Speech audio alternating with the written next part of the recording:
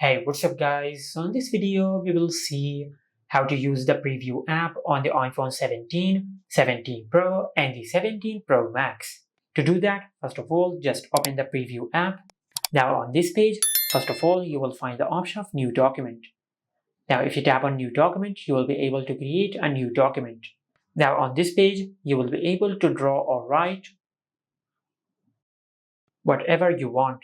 Now to save the file, just go back. And by doing that, you will save the file in the recent files section. Also, in the recent files section, you can find all your recent files.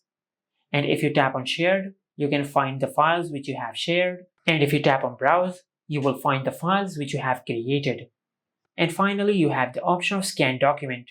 And by using this feature, you will be able to scan any document using the preview app.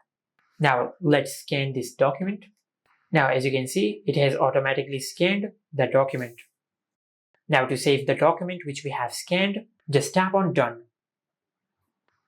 And you can find the scanned file in the Browse section or in the Recent section.